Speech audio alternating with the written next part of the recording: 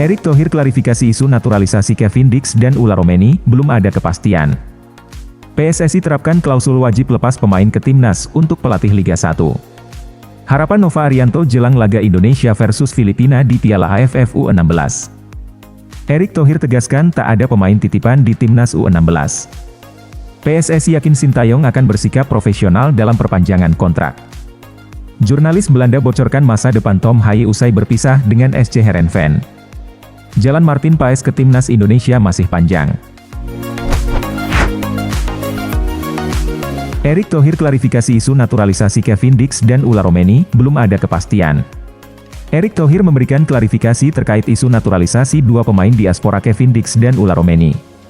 Ia menegaskan bahwa saat ini belum ada kepastian terkait proses naturalisasi kedua pemain tersebut, meskipun kabar mengenai minat mereka untuk membela timnas Indonesia telah santer terdengar.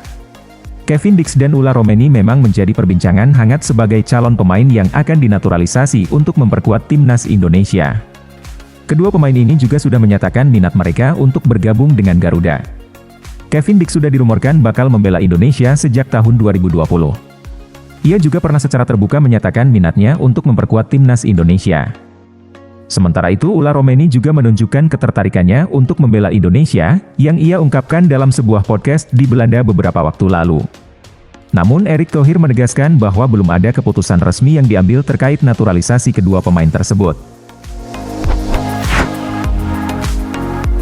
PSSI terapkan klausul wajib lepas pemain ke timnas untuk pelatih Liga 1. PSSI telah mengumumkan adanya klausul baru dalam kontrak pelatih Liga 1 yang mewajibkan mereka untuk melepas pemain ke timnas Indonesia. Klausul ini dimasukkan sebagai solusi atas kendala pemanggilan pemain ke tim nasional, di mana beberapa klub sering menahan pemain mereka terutama saat jadwal klub dan timnas berbenturan. Erick Thohir menegaskan bahwa klausul ini tidak akan merugikan klub karena jadwal timnas dan kompetisi Liga 1 sudah disinergikan hingga 3 tahun ke depan. Langkah ini diambil untuk memastikan bahwa timnas Indonesia selalu dapat diperkuat oleh pemain-pemain terbaik dari klub Liga 1. Dengan adanya sinkronisasi jadwal, PSSI berharap tidak ada lagi konflik antara kepentingan klub dan timnas, sehingga proses pemanggilan pemain bisa berjalan lancar dan tanpa hambatan. Implementasi klausul ini diharapkan dapat memberikan dampak positif bagi pengembangan sepak bola nasional. Selain itu, langkah ini juga menunjukkan komitmen PSSI untuk meningkatkan prestasi timnas di berbagai kompetisi internasional dengan dukungan penuh dari klub Liga 1.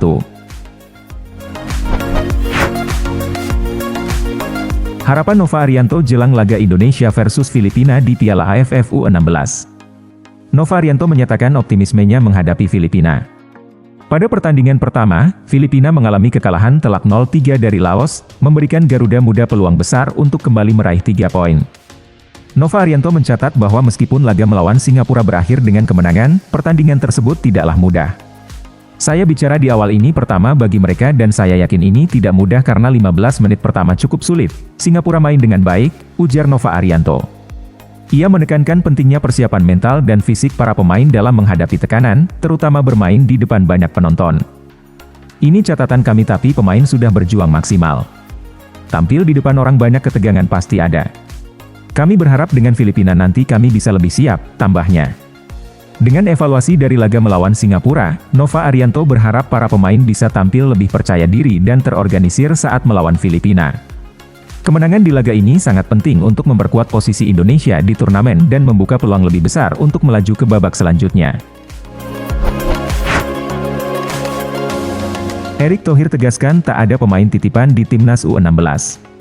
Erick Thohir menegaskan bahwa tidak ada satupun pemain titipan di tim nasional Indonesia U16. Ia memastikan seluruh pemain dipilih berdasarkan kualitas mereka. Erick menyatakan bahwa kualitas para pemain terbukti ketika timnas Indonesia U16 tampil gemilang dan berhasil menang atas Singapura. Ia juga memastikan bahwa komposisi pemain timnas Indonesia di level senior sudah sesuai dengan standar yang ditentukan. Dia menekankan bahwa tidak ada pemain titipan di semua level timnas, termasuk nama-nama seperti Marcelino dan Tom Haye. Erick juga menegaskan komitmennya untuk mencopot pelatih yang terbukti melakukan praktek pemain titipan di timnas Indonesia, baik di tingkat senior maupun junior. Saya pastikan kalau ada pemain titipan saya akan intervensi pelatihnya saya copot, ujarnya. Pernyataan Erik ini menunjukkan keseriusan PSSI dalam menjaga integritas dan kualitas timnas Indonesia, memastikan bahwa hanya pemain-pemain terbaik yang mendapatkan kesempatan untuk mewakili negara di ajang internasional.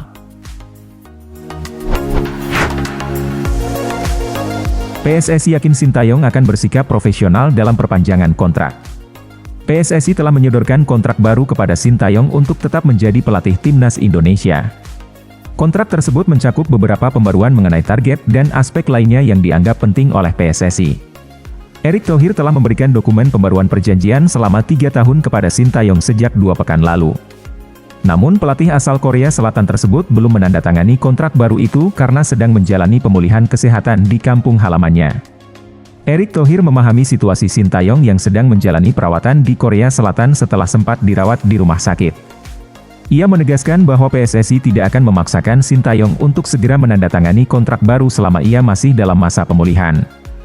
Kontrak Sintayong yang saat ini berdurasi 4 tahun 6 bulan akan berakhir pada 30 Juni 2024. Dengan segala pencapaian dan profesionalisme yang telah ditunjukkan oleh Sintayong, PSSI yakin bahwa pelatih asal Korea Selatan tersebut akan bersikap profesional dalam menanggapi perpanjangan kontrak ini setelah masa pemulihannya selesai.